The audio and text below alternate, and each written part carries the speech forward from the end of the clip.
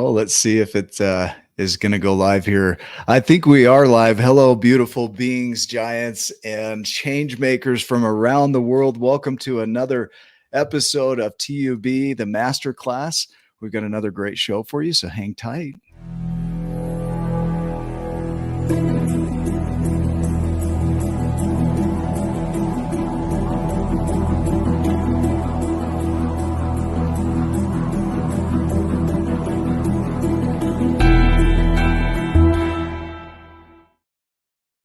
All right, welcome back. I'm Nick Smith, and we have another beautiful masterclass today for the TUB24 event. I'm joined today in house with Fiona Ross, and we'll dive into her bio here shortly. But Rose, I'm going to turn some time over to you for housekeeping, and then we'll dive in. Wonderful, thank you.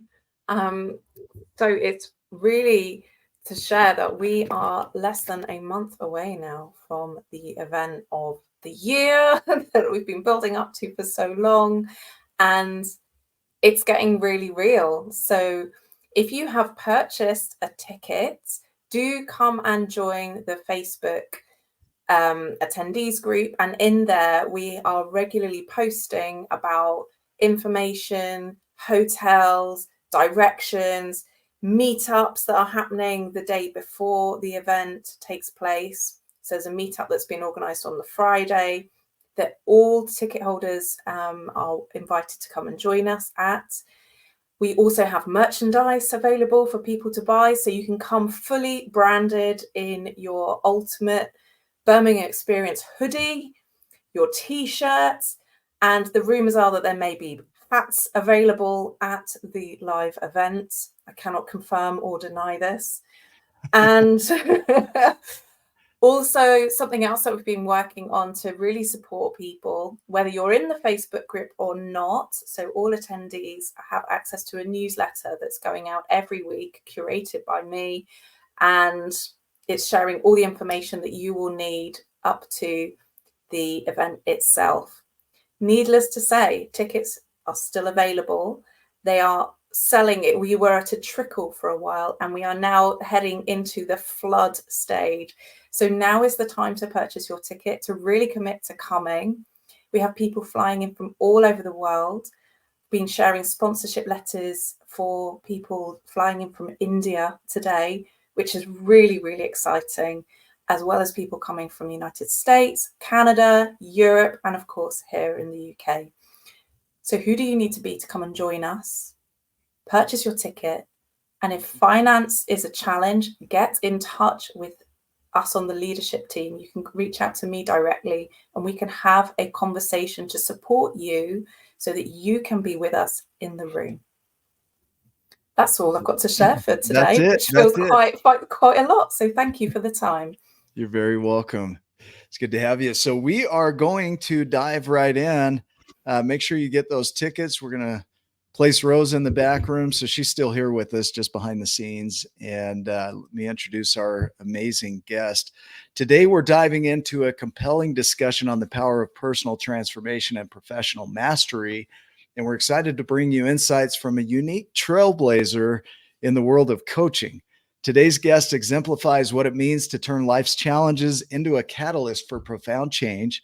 From her early days as a pioneering hairstylist to her transformative ventures across the globe, she has harnessed experiences that redefine the boundaries of coaching. Fiona's career transitioned from the dynamic world of hairstyling to the introspective realm of personal coaching illustrates a remarkable journey of resilience and creativity. Her dedication is showcased in her latest initiative, Coaching for Men, crafted amidst the global shifts of 2020, and her influential role in the upcoming Birmingham Ultimate Experience. So join me in welcoming Fiona Ross, a true architect of change and a leader in the coaching community. Fiona, welcome to the show. Wow. Thank you, Nick. That was You're very welcome. Wow, what an intro. Thank you. Wow. You're welcome. It's all truth. So we're going to dive into your journey and your philosophies. And, the goal here is to inspire being. And I think where I would like to start this conversation is with the concept of being. We were having a little bit of a discussion about that earlier before the show. And here we are kind of really playing with that. What does it mean to be? So I think there's kind of a dual meaning to it, as in you are always being something. So there's a kind of a behavioral side to who you're showing up as. So if Okay. you're being mean, or you're being kind, or you're being loving, or you're being a brat, or you're being a bully, or you're being some trait, if you like. And there's an innocence being, there's a divine being, a well and whole and complete state of being that we are all innately innocent in our being. So it's a little bit like the inner innocence, the golden, the story of the golden Buddha that was covered over by clay to disguise it from being found as solid gold. So there's the outer clay being, there's the traits of being. Then that sits on something so pure and so innocent that if we can get more in touch with that part of us, that's where we start to see shifts in our behavior. So it's a little bit of nature nurture. What came to mind is Hamlet, to be or not to be. And playing with that idea is there are the traits of being. There is the innateness of being. There are characteristics and cultural, a culturalization of being, right? Yeah. Societal norms on being. What comes up around that? It's interesting you say that. I remember somebody many years ago saying, if a Western person was suddenly found themselves in the street naked, they would cover they'd cover their parts. And I believe, don't quote me on it, but I believe they said if a Japanese person suddenly found themselves naked in the streets, they'd cover their eyes. Huh. And that kind of illustrates that culturally we have different norms, different things that are acceptable, different cultural spaces, and all of this affects who we're being. And let me dive into, I'm going to pull in the book a little bit. Okay. The Ultimate Coach, the book on being, right? Everybody references that, and it's a foundation for what we're doing here. Yeah. And what do you think that book brings to the table in regard to being? Oh, everything and nothing. Okay. Yeah. Is a quick answer. For me, so the very first time I read the manuscript, well, I read half of the manuscript. I didn't complete it in the time agreed, so I had to delete it. So when I finally got to read the book, I read the back cover and I read the first 2 pages, and then I went on and I read it about Steve, because that's what you do. You're like, the first time you read it. Yeah. Yeah, I think there are some people who don't, but I think a lot of people don't understand the concept of reading it about themselves. Yeah. So it wasn't until the second reading and this idea that when you read it for the second time, you're not the same as you were when you read it the first time. Yeah. So on the second reading, for me, that was where it was like, oh, okay. Now I'm picturing myself. I don't know. The chapter that really stood out for me was the chapter where they're talking about Steve's mission and how he's going knocking on doors and having doors slammed in his face. And I imagined me being that person who was, and how I would have dealt with having doors slammed, and who I would be, who would I need to be able to be as as okay with no's as Steve was. What he learned from that 2-year experience on his mission, how that developed who he was being as a human being. So I was able to then look at it from, wow, how would I deal with that? Who would I need to be to deal with it in the way he did? And I think there's all the way through that, when you start reading it about yourself and you start utilizing the questions, that's where the learning is around being, because you see somebody else's challenges and greatness. You know, it's not just about the challenges that Steve had. It's you know, all his accolades and the wondrous things he's achieved in his life. But when you're looking at it, it's like, wow,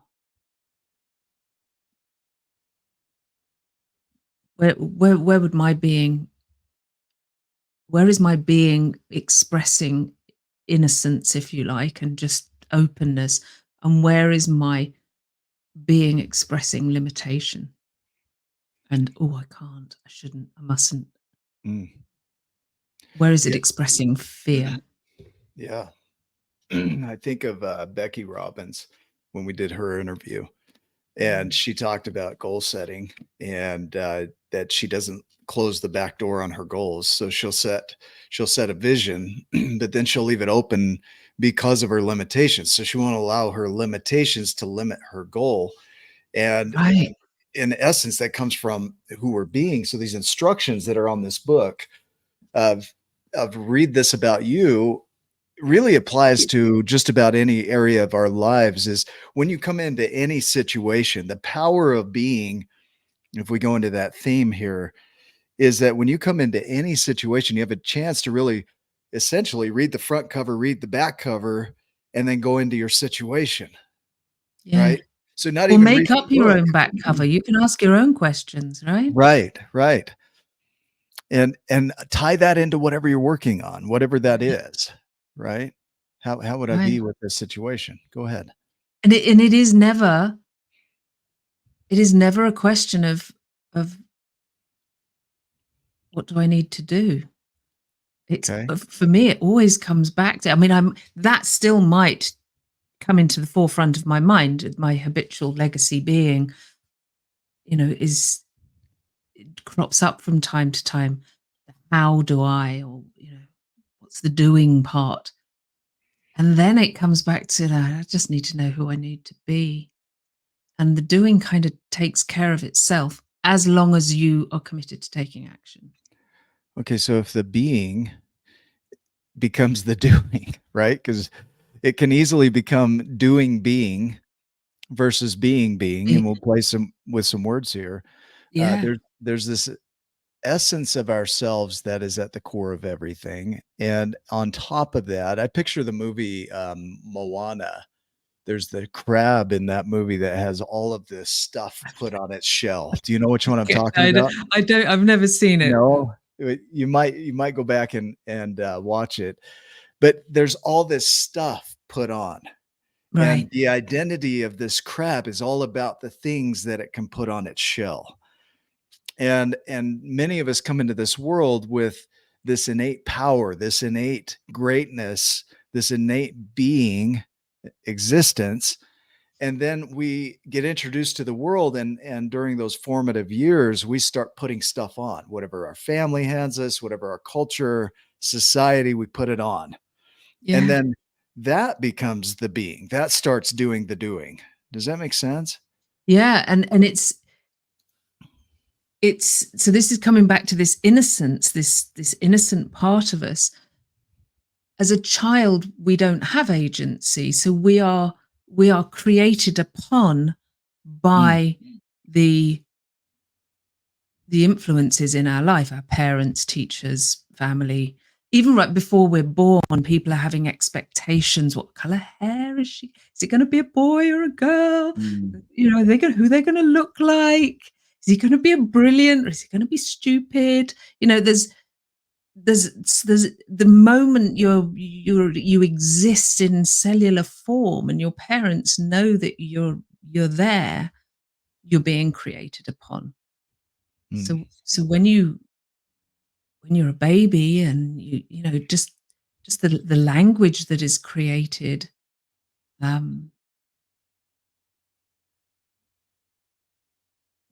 things like, isn't she a pretty girl? Isn't he a clever boy? You know, this is it's innocently spoken, but how many times do you see a little girl, you know, a tiny little girl, and the first thing you go is, "Oh, aren't you pretty? Look at your dress." And that is creative.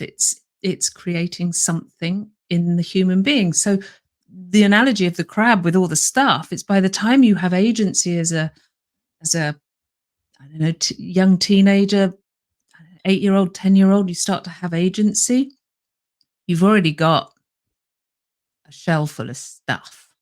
Yeah. And beneath that, you're still the innocent you.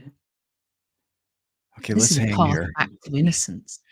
And power, because that's where the real power is. I kept having the vision as you're talking about that of a garden, that when we come into the world, we're a tilled garden, fertile garden, all the nutrients, everything that we would need to grow Full anything, potential.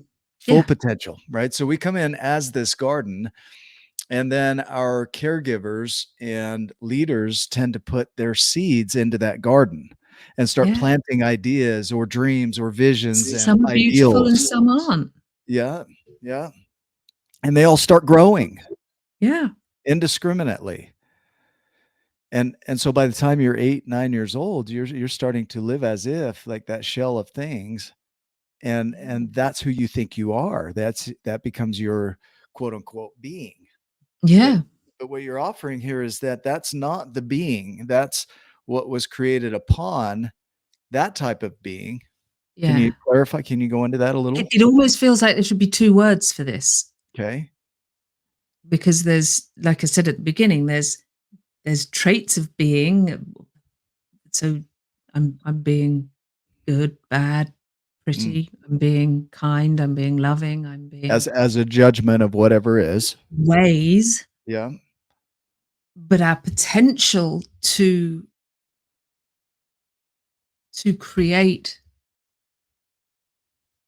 anything, be whoever we want to be in the world, is innately within us when we kind of chuck all the stuff we're carrying, or we question it. Maybe we don't chuck it away. We question it. And I'm going at the Birmingham event. I'm going to be presenting with Dave Orton, and we're going to be digging quite deeply into how to really understand what's going on in what we call the non-useful thinking. So there's a whole load of useful thinking. So there's a whole load of plants in the garden that are growing beautifully, and they're fruiting, and they're attracting bees, and it's all lovely. It's great. And then there's some plants in there that are choking and taking over, and those are the ones we want to work on. Those are the ones we want to remove or dig out or change. So the ones that are doing beautifully in there can continue to flourish and grow. We Yeah. can create space for more beautiful things, more love, more greatness, more wonderment. I think there's this collection. There's a show that drives me nuts and I can't not watch it. It's Hoarders on TV, and it's people who've just got these collections of things, garbage, mountains of garbage in their homes, and they can't get rid of it. They're so attached to every piece, but they don't know what they have, and what they do have is being destroyed. And essentially many of us become, and not all of us, many of us become hoarders of ideals. And identities. And yeah, and we won't let them go. It's like, no, but who would I be without that? And I'm too afraid to let that go, because what would that mean? And there's a memory tied to it, and I don't want to let that memory go. And so there's this fear of, like you say, pruning the garden, because that's been there forever, but that's who I am. That's what made me who I am. Yeah. What would you have I to say? remember having a conversation with my father shortly before he died. So he would have been in his 70s. And he wasn't well. He'd had some surgery and stuff, so he wasn't at his best, let's say. And I'd been living in India, and I'd been sitting meditating and working on my being, I suppose. And I remember saying to him, he was very scared, and he was scared of death, and he was scared of life, and his body wasn't working in the way that he was used to it working. And I said to him, surely as you get older, Dad, you should get more understanding. It should get easier. And what I was seeing in him was that it wasn't getting easier. It was getting a lot harder. And I think it can get easier, because I think what was happening for him was he was collecting all the stuff on his shell and making stories and meanings and things. Whereas I think if we can keep trusting in the fact we are innocent, whole, complete, we have everything we need despite circumstances, at a I don't know, spiritual level, at a very deep level, there's nothing to fix or change. And that's what we're built on. That's what we're grounded in. If we can ground ourselves in that, then it should get simpler. Life should become, even in adversity, even with the stuff that life throws at us as we get older, and the things that happen through life and the things that challenge us. If we can ground ourselves in our innate being, if you like, you deal with it differently. It's not that anything out there changes. It's that how you meet it changes. Who you're being when you meet it changes. I think there is a lot of undoing. As you know, in my world, I speak from being a giant, as an innateness that we all have, is that potential is already ingrained in us, similar to a seed. It's already in there. It just might not express because of the environment, but the potential has never changed. If a seed never gets planted, it never grows. And at the same time, if it's in an environment where it doesn't get the nutrients, it also doesn't grow. But many people might use that as an excuse, and that maybe that's a harsh word. A narrative would be a better word. Yeah. That I can't because, and I can't become my potential because, and I think Byron Katie says it well. She says, as long as you think the problem is out there, as long as you think it's someone or something else, there is no hope. You're suffering in paradise. We nurture the limitations, right? Correct. Yeah. And it's so easy. Why is it that it's so easy to nurture the limitations? Yeah. Why is it so easy to nurture the limitations? That's a great question. Because there are edges, I think. When I think of limitations, I mean, we're taught limitations, aren't we? Don't touch that. Don't stand on the edge of the pavement. We're taught where the edges are from the moment we're moving around. There's little tiny things. I can remember I was allowed to cycle to the end of the road, not past the lamppost, Yeah. And you have to turn around, come back. So our whole childhood is teaching us the limits. You must know your limits. I've heard that said. I'm sure that's my father's voice echoing through my brain as I hear it. You must know your limits. So again, I think we're nurtured into seeing limitations more easily than we are able to see possibilities. There's and it is knocked out of us as children, isn't it? I think it is. Yeah. It's conditioned. Yeah. It's not safe outside of those limitations. I had some unique growing upness, I'll call it that. Growing upness. I'll make up a word here. Call me George Bush. The idea that when I was a kid, we lived on 80 acres of land out front and 10 acres out back. And my Wow. mom was always at work and there were a lot of kids. And so it was easy to disappear. And I would go wander the land and explore, look for frogs, look for snakes, look for, get ticks in my hair. And there was no limit. I could come and go and explore and be in that freedom in this world of imagination. And everything was imagination in that.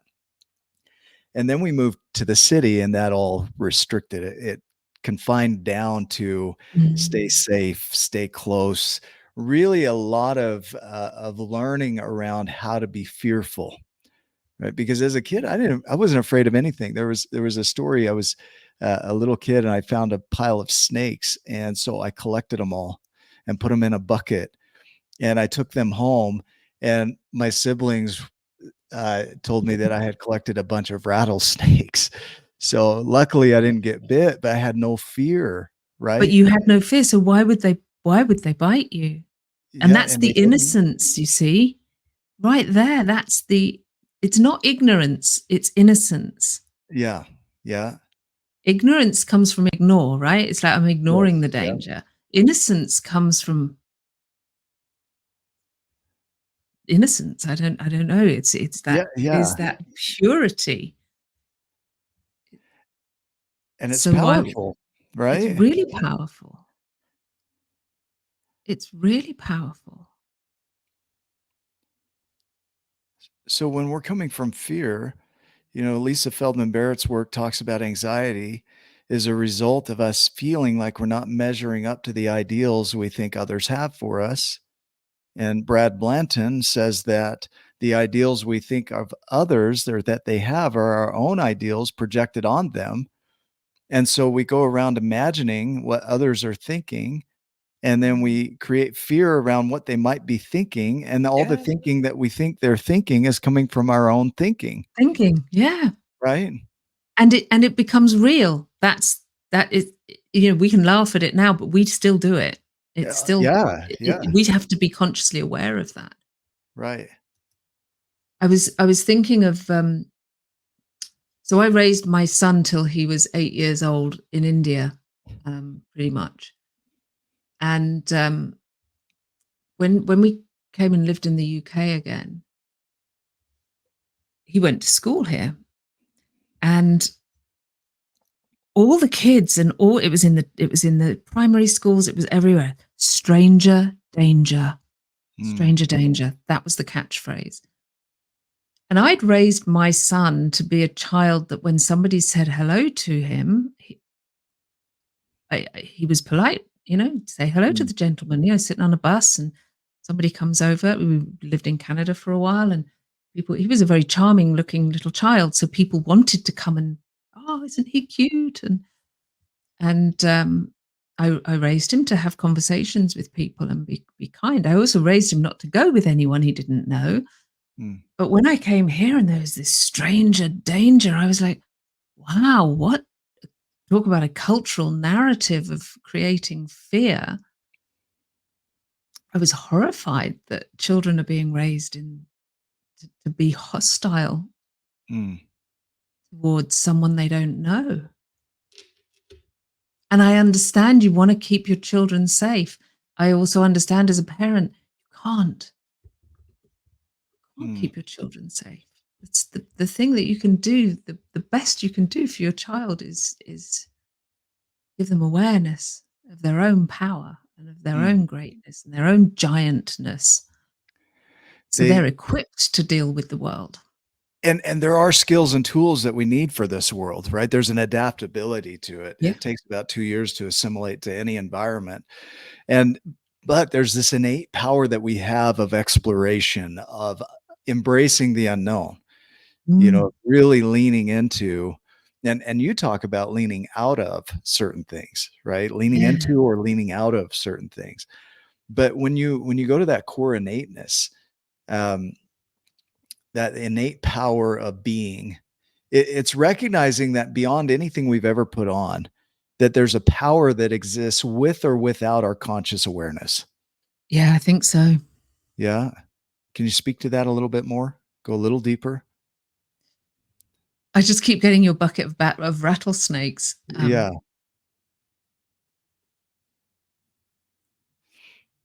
It was that example is pure nature. It's pure. You were, and I'm not a deeply religious person. I believe that there is some, I don't know if you've ever seen something that is dead, whether, it's something that is no longer living, and a mammal that is no longer living. Mm-hmm. Something's gone, right? There is an animation to us, to life. And when something is dead, the animation has gone. So for me, whatever that animation is the, one might call it God, one might call it spirit, one might call it whatever. It's that for me. And I think that has an innate power to it. The rattlesnakes knew you were not harmful to them, and they couldn't eat you. You were way too big to be eaten, so why would they bite you, right? They definitely bit at me, but I thought, that's what snakes do. But it's interesting that animation, animal, right? An animated thing, a creature, just like us, that when that's not there, there's the body might still be there, but the animation is not, the essence is not, right? And just while we're talking here, looking up the word poder, power, to be able to do something. It's the ability to do something is in all of us, to be able. And that's where power comes from. And you think of the creations that come from man, all of the things that have been created, all the materials for those creations have always been here from the beginning of time. They have never not been here. They were in another form. And the power of humans was that we were able to take what is and transform it into what we see today. And that ableness to do that is the power that humans have. And that in essence is the being that's at the core of all of us, is we have the ability to do these things. Now, what gets conditioned out of us is the other story, right? Yeah, kind of the persona, isn't it? It's the it's the human versus the animated piece. Okay. I read a book some years ago, and it was called One Law, One Truth. I Am, I Create. And it was a series of discussions this lady who wrote the book was having with God. That was in her. So God was speaking to her through her, and her husband was asking the questions, and he was quite a pragmatic guy, so he was asking some quite interesting questions. And one of the questions was around what it is about humans that is different from the other animals on the planet, and the answer came in the form of,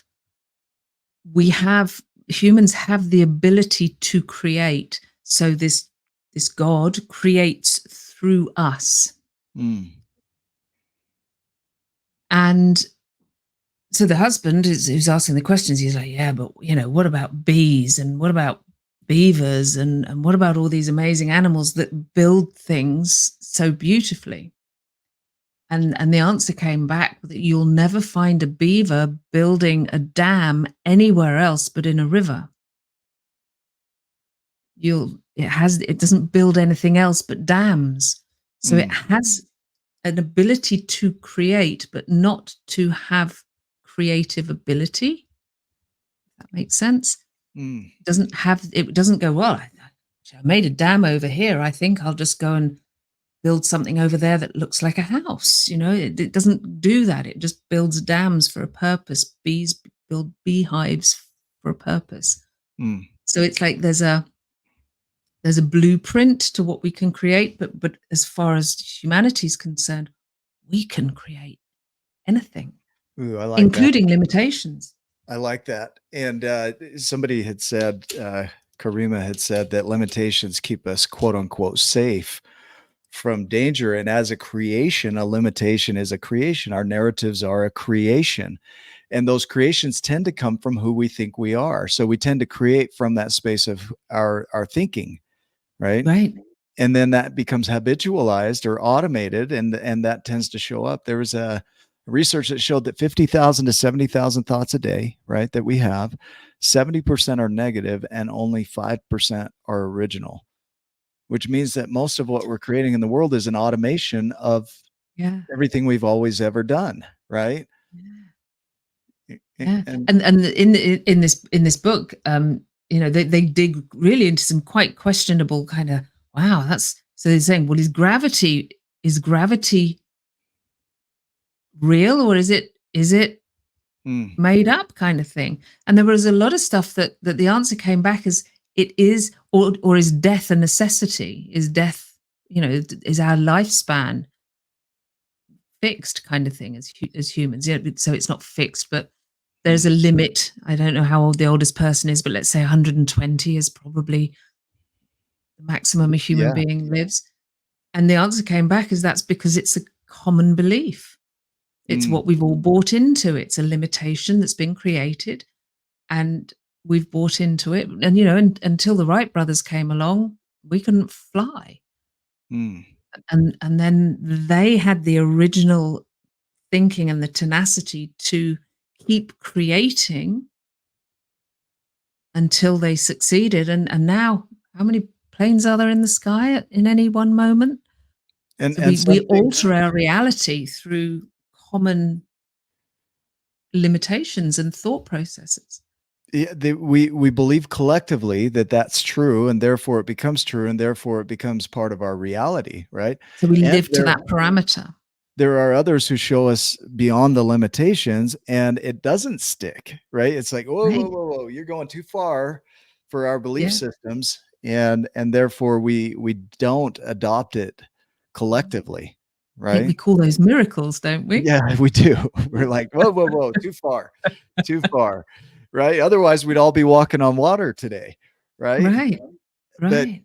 the limitation, you know, limiting beliefs. What I find interesting about power is to be able. To be able is to hold. The word belief comes from the Germanic Glauben, and it means to hold dear. So it's the most important to us, right? The things we hold on to the most out of the things that we're able to do, or we think we're able to do. And then you have a statement from Townsend Wardlaw who says the moment you believe a belief, it becomes limiting by the nature of believing it. Yeah. And you look at to believe is to hold dear, and to hold dear is to hold, which means to be able, which means power. That we cap our power. If we tie that all around, we're just essentially boxing in our power and saying that's it. That's all I got. Yeah. Right?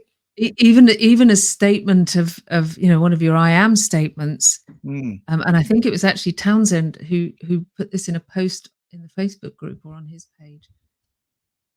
And it was, even your declaration statements are an imitation. Like, oh, yeah. See, and Townsend thinks so far out of the box, I have to take him with titration because too much, I blow up in my mind. I'm like, you know what I mean? That guy, as far as philosophy goes, just, expands the mind. Yeah. But the idea here is that our power is innate. It's essentially, if you take the black powder and unravel it and just light it in open air, it poofs. You wrap it up in dynamite or paper, it becomes dynamite, it explodes, right? And it has a different power. Right. And essentially, we're not doing that. We're not using it for that, our power. What we're doing is stifling it and shrinking it down to thinking that our shrinking is our being. But at our core, that is not our being. That is the limitation that we've put on our being, right? We are possibility. Yeah. We're creative possibility. And we can be anything, which means we can do anything. Mm. And that means we can have anything. And so let's play with this for a minute. Essentially. Is essentially. Now that's a safety word there to me. It is, I know. Essentially. I was thinking of who's watching, people that might be watching this and them going, ah. Yeah. I think I added that for to bring people back into, okay, let's stick with this. Well, if you look at the laws of thermodynamics, the first law says that energy isn't created nor is it destroyed, it's only transformed. And our Right. ability as humans is the ability, like you said, to step out of the confined creation that a beaver or a bee might have, where they create one thing and that's all they create for their entire life. Humans have the ability to create just about anything we can imagine. And so we step out of the confines of that and we're able to create anything, and all of the materials that we need to create that are here. We just have to transform them. But what keeps us from transforming them are the limiting views that we have around our Right. ability to transform them, right?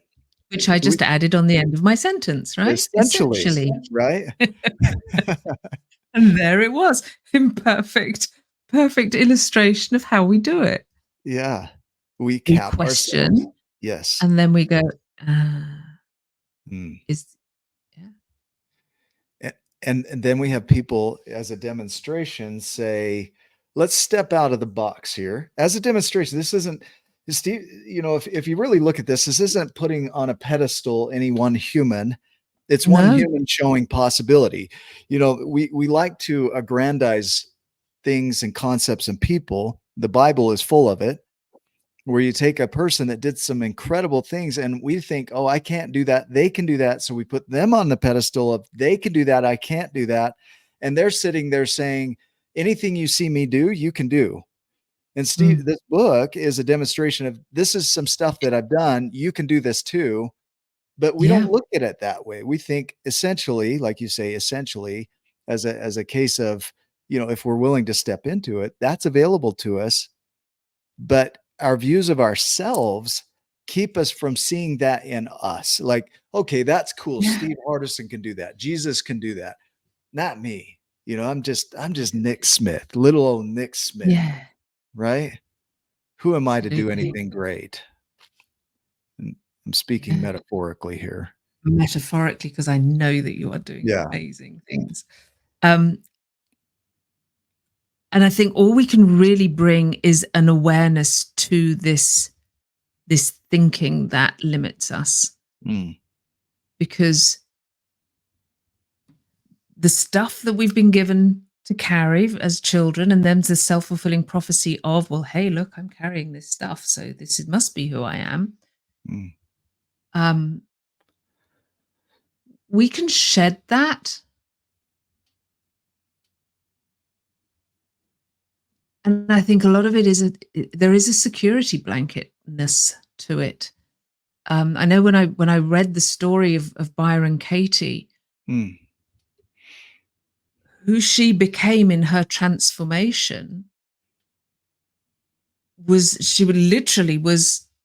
nothing had names, everything. She had to question everything. It was there's a part in the story where she was asked if she'd go and drive somewhere to pick something up, and she was like, she's got these keys, she's walking towards this car, she's like, I don't even know if I can drive, kind of thing. She was stripped right back to a limitless space and had to consciously rebuild the limitations in order to function in the world. Because if she'd have just stayed as she was, which was this wide open, limitless space, she didn't really function. She couldn't really function. She'd walk into people's houses not understanding that they weren't hers, or that she wasn't welcome. She didn't get any limitations at all. Somebody asked her for something, she gave it to them. It's like, wow. She owned nothing. So that's a very profound, and I have not experienced that. So I still have a lot of my shell is still covered with stuff. I might have got rid of a lot of it, but there's still there's still by comparison, I'm still loaded. We And we that's, I had think, the work, right? it is the work. It's Karan Rai talked about it. He talked about via negativa and stripping yourself down to nothing, which is where you find your power. There was a girl on our show, Jamie Mocrazy. She was a Olympic level snowboarder, and she caught the edge of her snowboard and hit her head so hard it knocked all of her existence out of her head. Like a snow Yeah. globe is the way she describes it, blank slate, Yeah. whiteness. And she had to rebuild herself, but not from her past. She started from that event, rebuilt herself. And I think this is where there's power in this. Is she shared an experience of going on hikes with friends, and she didn't have the ability to keep up. So, but she didn't want to look bad. So when they would get up on the hikes, she would say, "Wow, look at that view." And she would stop so she could take a break and say, "Wow, look at the view."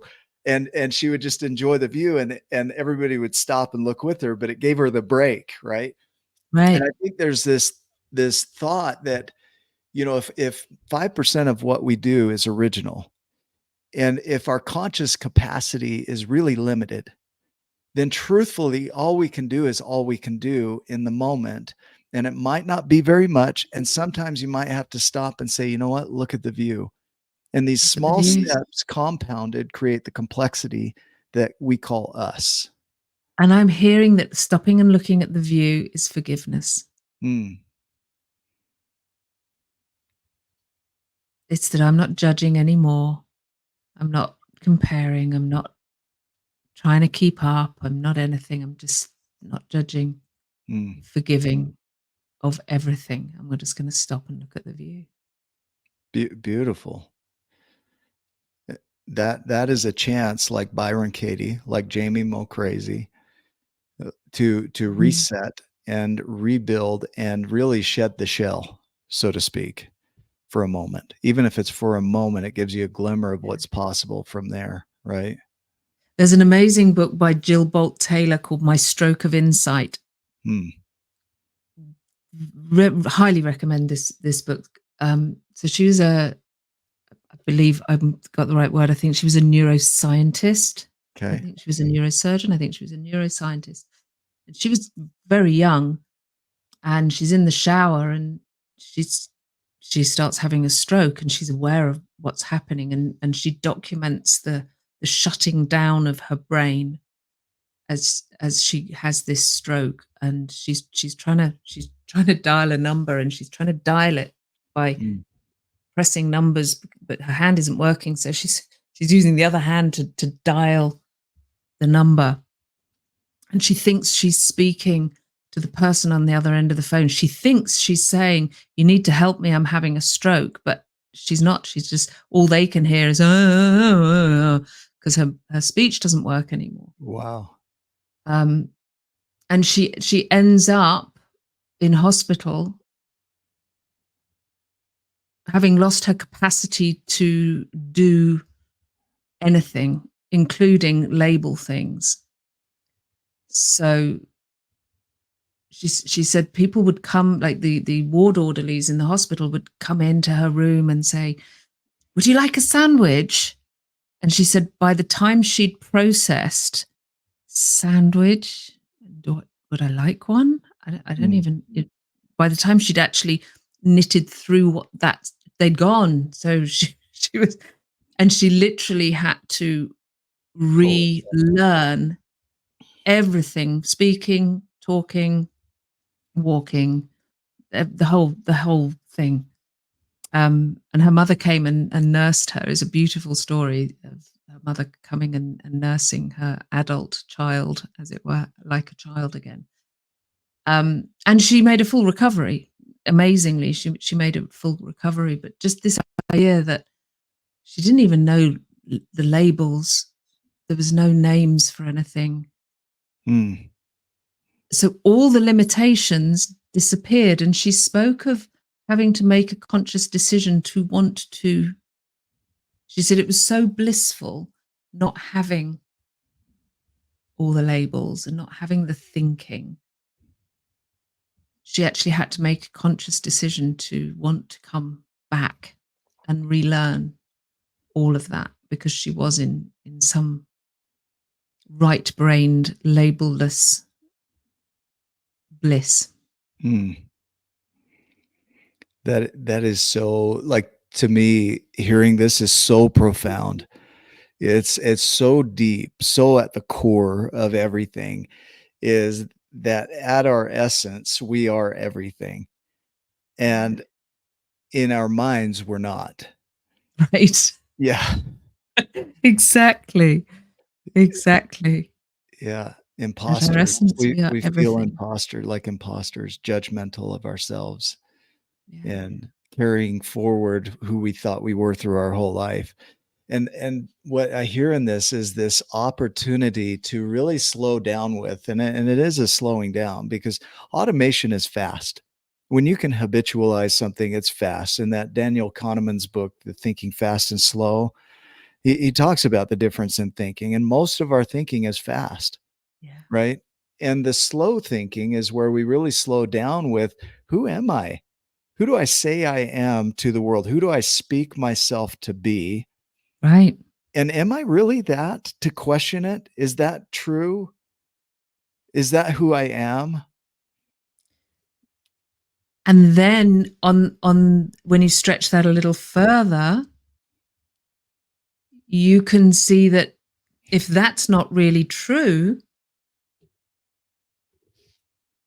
you can create yourself as something different. Hmm.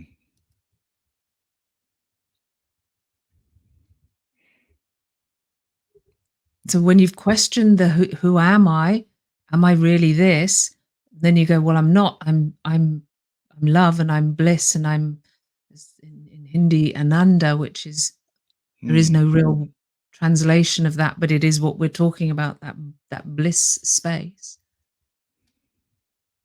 Then to function in this world, you can create yourself to be anything. There is no limitation in that.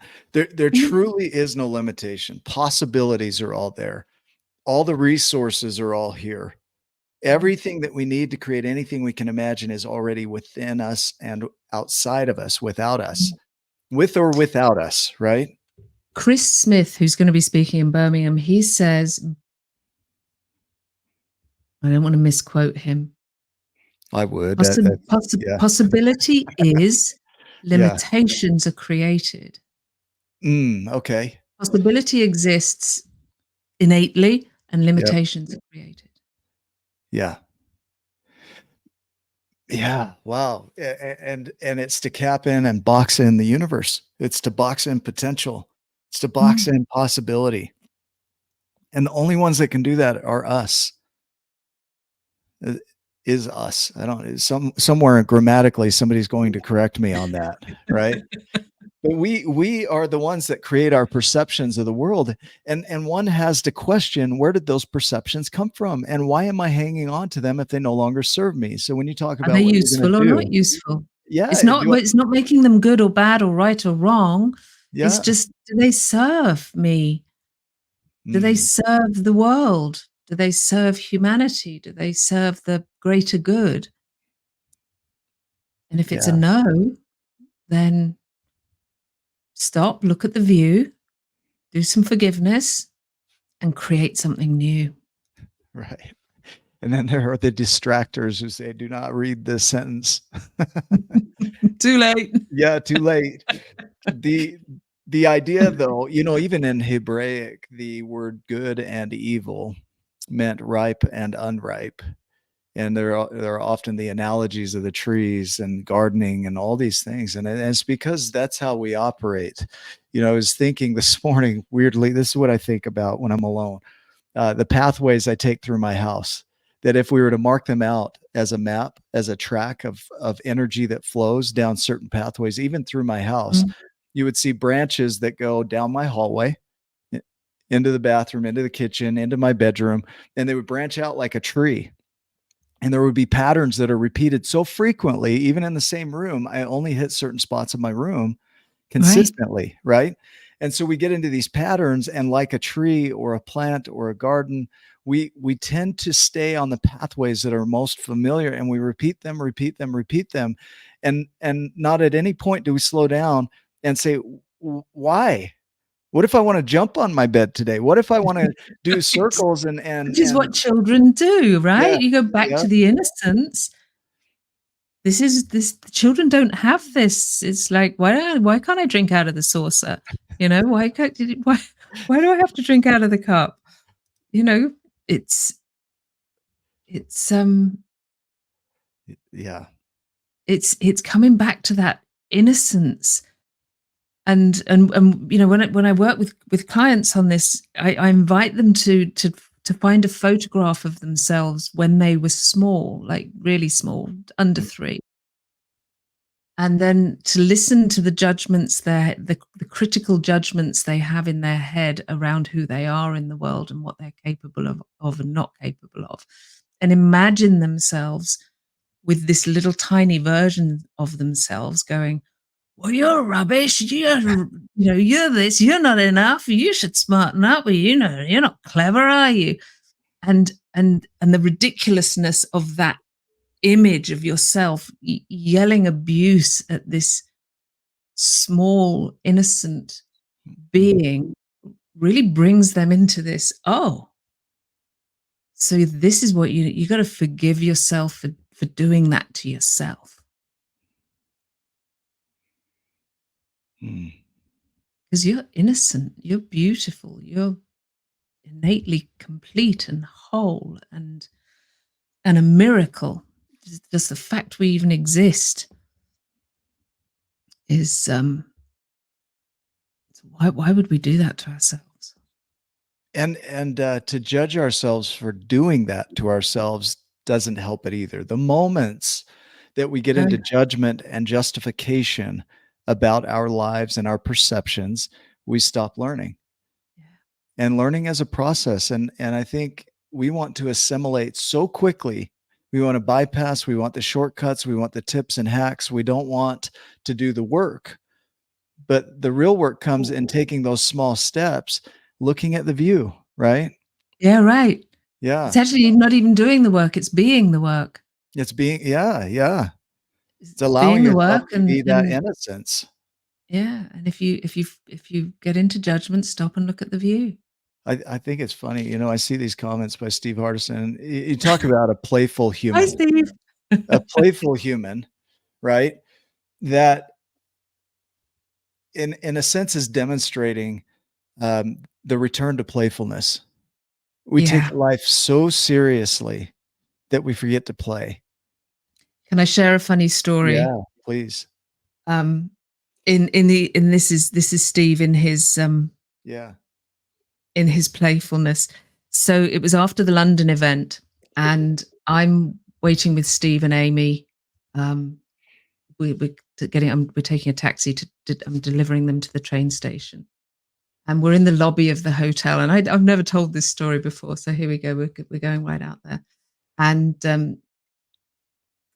I'm talking with Amy, and Steve's there. He's got his red jacket and his Union flag socks, and he's doing his. And there's these ladies sitting in this group of ladies, maybe 5 or 6 ladies. And he's over there and he's talking to them and he's having a blast with them and he's thanking them for being there, and he creates a little competition for them and he gifts one of them a book, and it turns out they weren't at the event at all. They were just there for some completely other reason. Yeah. And he just came over. He was laughing. He's like, kind of, look what I did. I thought they were part of our thing. I didn't realize. And he was just like an absolute, there was no embarrassment. There was just fun and laughter. And he was just playing in the garden, you know, just there playing in the garden. And it was just lovely to watch, because it was like, I don't think any of them were in the room, Steve. But not many people would do that. Not many people would be that. And it was so refreshing to experience him in that full innocence and childlike place of just exploring, and they loved it. The women were, they had a great time. They had a wonderful time with him. You're giving me fresh perspective on an ageless concept that unless you become as a child, you can't inherit the kingdom of heaven, so to speak. This isn't a religious thing. Think about this. Unless you return to that playfulness, you're not going to experience the bliss unless you can return to that. And that might feel out of reach for some people, but that's really the target. Is your power comes from playfulness. It comes from that return to innocence, that return to love, that return to just the essence of you at your core. There's no proving, there's no becoming, there's no showing off, there's none of that, no judgment of yourself. It's just pure playfulness and pure love. And that's what ripples out. Yeah. That's my powerful. mother always said there's no pockets in shrouds, as in you can't take any of this with you. There's none of it. So you're going to arrive without it all. So whatever happens next, whatever your beliefs are, whether there's heaven or you're reincarnated or there's nothing on the other side of this, there's none of this comes with us. So you better hope that you're having some fun when you, and being childlike and open and accepting of what is and all of that when you get there.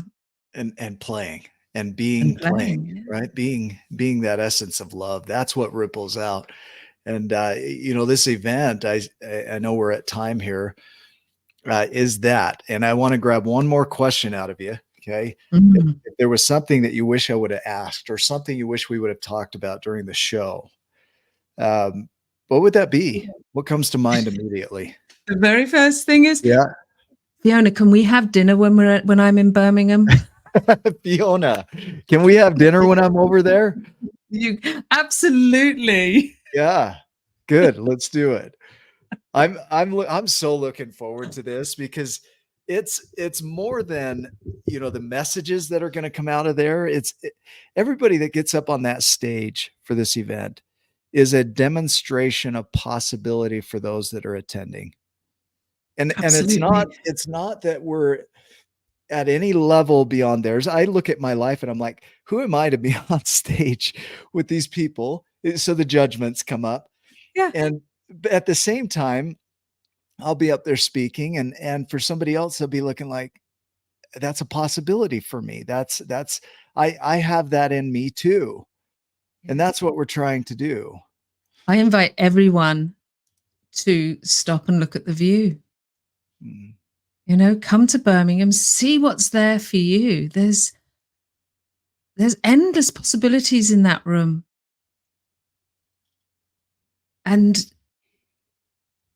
just come.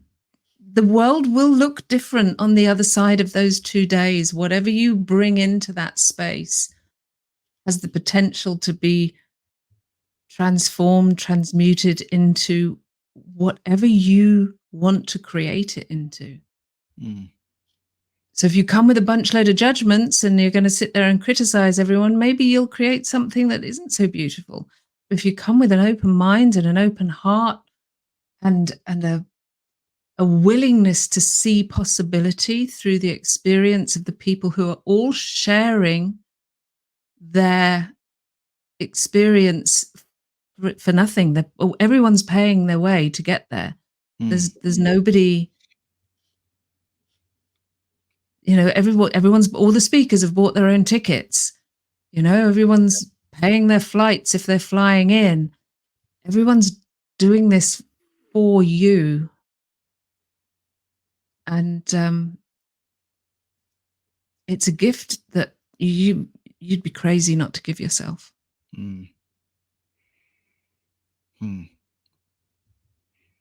Thank you, Steve. That's beautiful. And the beauty is I'm not the only one speaking there.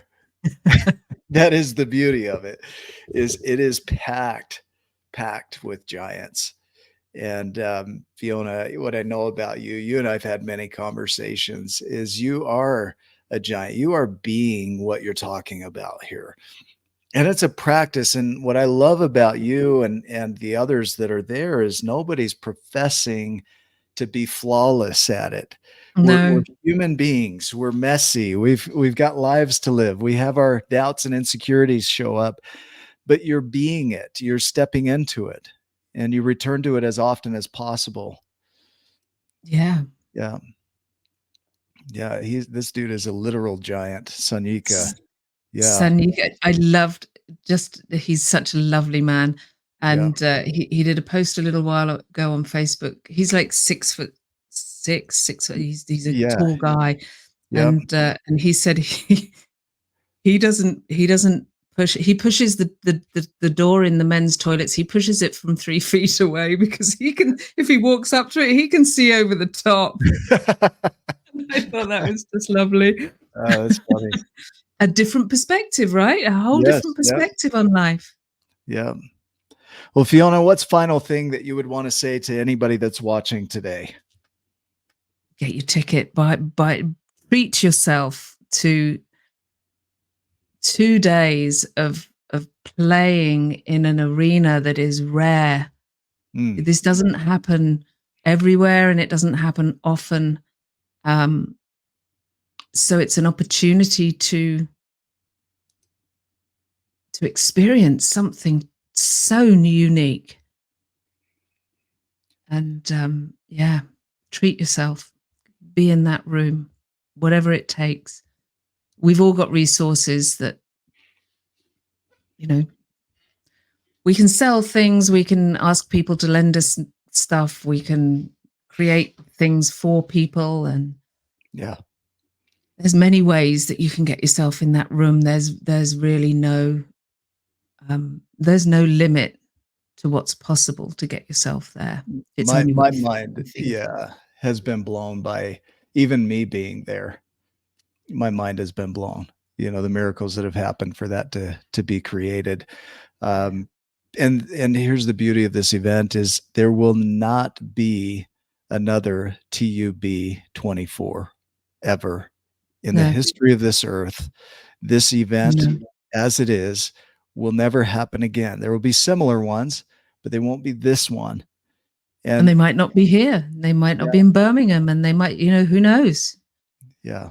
Who knows?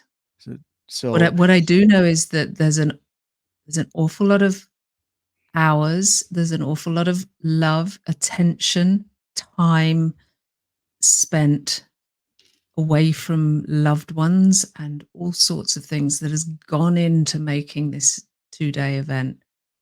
These silent creators of this event have given so much already. Rose, who we saw earlier, the hours that she's put in, oh my gosh, in her role is remarkable. She is an incredible woman, and she's done it all in the service of the event and the service of the people that are in that room.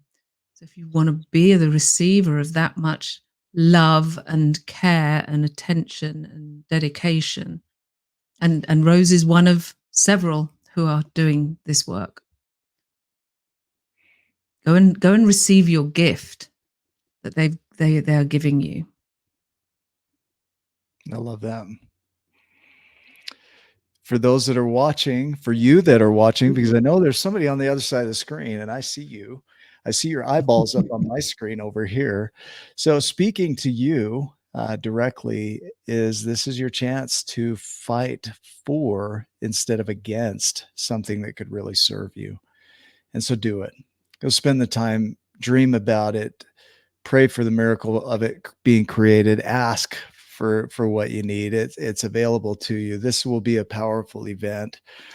And so please do your part to be there. And you don't have to know how or the timing. All you need to do is act and trust with a confident expectation that you're going to be there, and let the miracles play out. So thank you for watching. We're going to wrap up on time here. Fiona, thank you so much for your wisdom and for being on this show. Thank you, Nick. It's been a pleasure. I love being with you. So For those that are watching, keep watching. We got more master classes to come, and I am excited. We are less than a month away from seeing you in Birmingham. Go make it a giant day, and we will see you in the next video. Bye.